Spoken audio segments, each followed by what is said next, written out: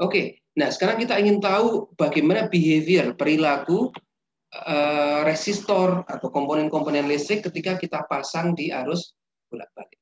Ya, sebelumnya kan arus searah kita sudah tahu bahwa ada hukum Kirchhoff bahwa I sama dengan V per R ya dan sebagainya. Apakah masih berlaku di rangkaian arus bolak-balik atau tidak? Oke. Maka kita modelkan, saya punya sebuah resistor di sini. R, saya pasang di rangkaian sumber tegangan AC. Maka akan ada potensial antara AB ini, kita sebut sebagai potensial drop, besarnya adalah VAB ya, di kedua ujungnya. Arus yang mengalir I sama dengan I max cos omega T, maka tegangan adalah VAB sama dengan I kalikan R ya. Kan tetapi I-nya ini kan berubah-ubah terhadap waktu. Maka nah, R-nya tetap, maka I juga kita masukkan sini ya. I max cos omega I maksimum kali R max kali R menjadi V maksimum. V maksimum cos omega. Oke, kita lihat di sini. Ini persamaan arus dan persamaan tegangan. Oke.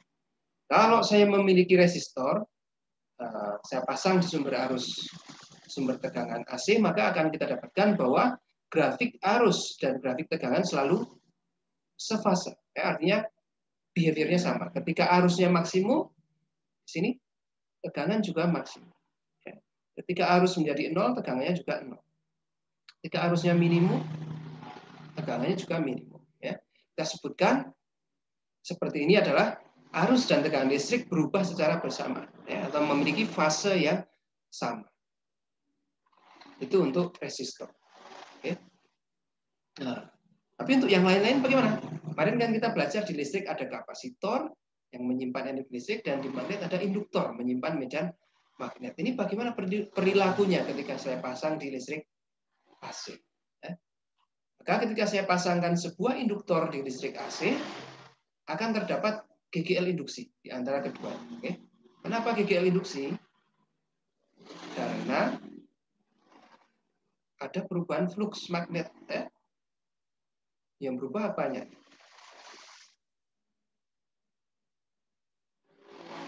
Yang berubah adalah fluxnya karena perubahan medan magnet yang dihasilkan. Ya.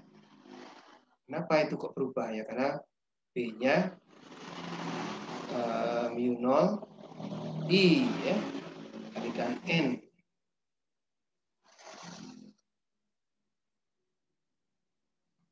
Oke, konstan, tapi I-nya berubah terhadap waktu, kan IAC naik turun ya.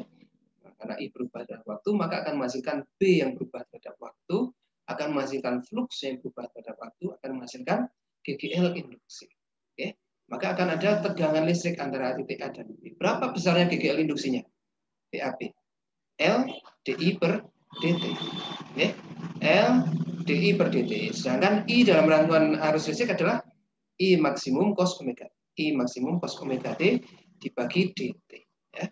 I maksimumnya adalah nilai tetap, dia bisa keluar, maka saya tuliskan I maksimum di sini ya, keluar, L-nya juga.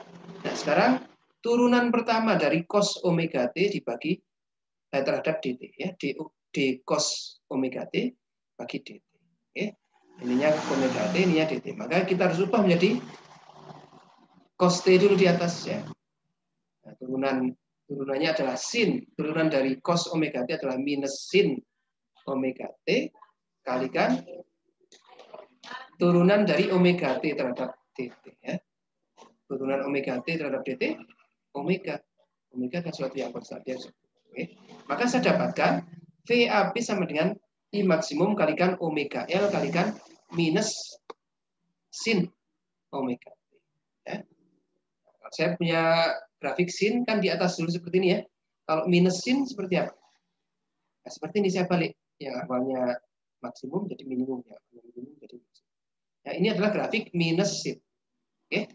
Tapi kita ingin tahu hubungan antara arus dalam fungsi cos dan tegangan. Dalam tegangannya kalau minus sin kan susah nih. Cos sininya minus sin ya. Nah, kita agak susah untuk comprehend. Maka saya ingin ubah dia menjadi cos. Minus sin ini apanya cos sih?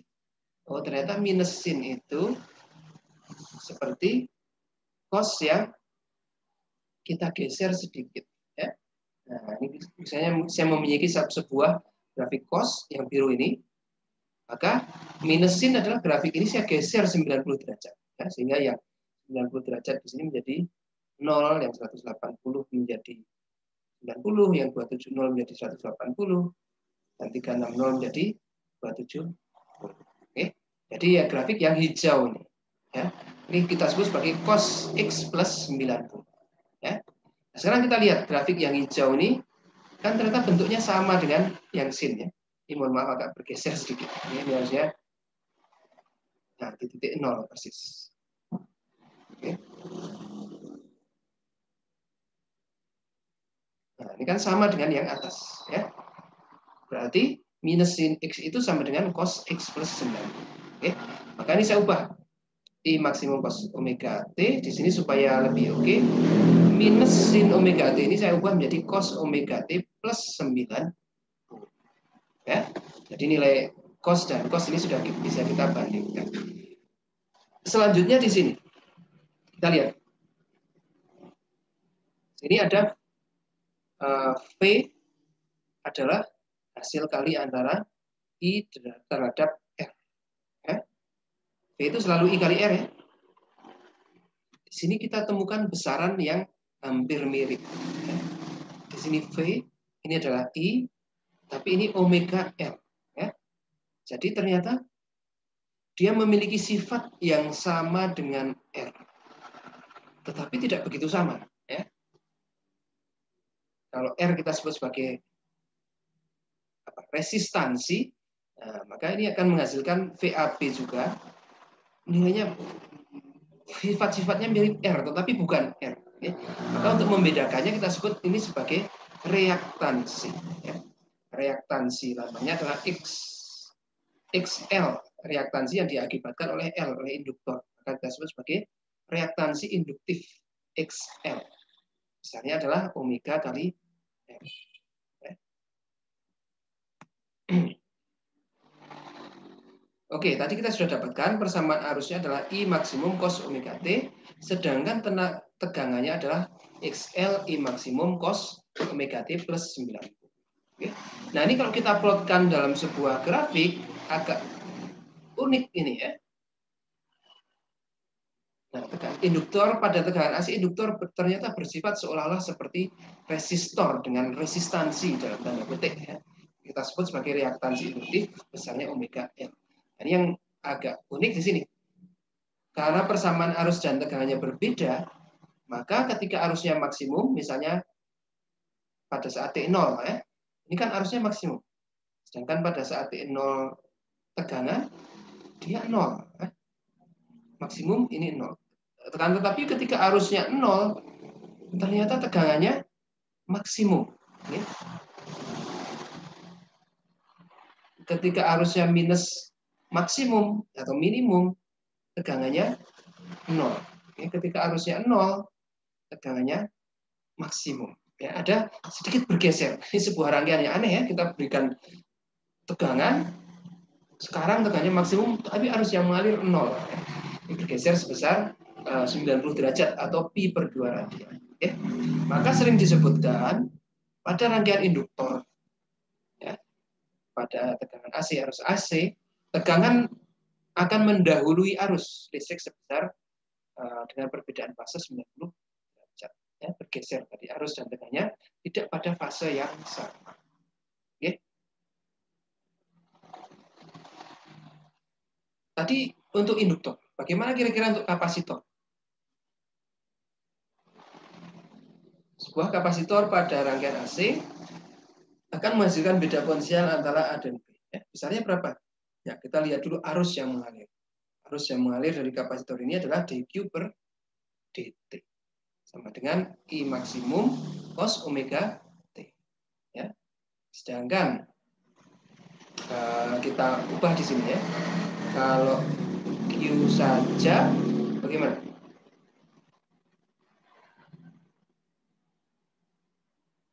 dQ, berarti kan dQ sama dengan I maksimum cos omega T dt. Integralkan aja, integral dari D1 dq ya q, ya. Integral dari 1 dt ya t. Oke. Maka, oh maaf salah. Oke. Kalau bagus.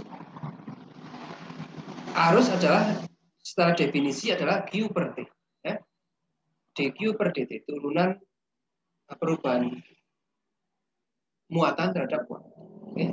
Kalau dQ per dt-nya adalah I maksimum cos omega T, kira-kira Q-nya berapa? Ya, integralnya ya. Maka dQ sama dengan I maksimum cos omega T dt. Saya integralkan 2 kali. Ya. Integral dari 1 dQ, Q. Integral dari I maksimum sebuah konstanta dia keluar. Ya. Integral dari cos omega T terhadap dt bagaimana? Kita harus ubah dt ini menjadi d omega T ya. D cos omega T per dt sama dengan omega. Gitu ya. Maaf, nggak ada cosnya. D omega T per dt sama dengan omega. Maka dt sama dengan, kita pindah sana, makanya kita pindah sini. D omega per omega. Ini d omega T per omega. Maka omega ini sebuah konstanta bisa keluar. Nah, maka yang di dalam integral tinggal cos omega T d omega T ya. Ini sudah sama besarnya. Integral dari cos apa? Sin ya. Maka saya dapatkan sin omega T di sini. Oke. Q adalah I maksimum omega sin omega T. Sedangkan tegangan dari kapasitor VAB adalah Q per C. Nah, Q di sini adalah I maksimum omega sin omega T dibagi C. Maka saya dapatkan 1/, omega C kalikan I maksimum sin omega T. Oke. Ini ada dua hal yang harus kita perbaiki. Di sini persamaannya cos, di sini persamaannya sin. Saya ingin mendapatkan sin omega T ini berapa cos sih? Kita lihat di sini sin seperti ini ya. Kalau cos seperti ini. Maka cos ini saya bisa geser sedikit ke sana, oke? Supaya menjadi grafik sin. Nah, ini kita geser. Oke. Sekarang kan menjadi sama.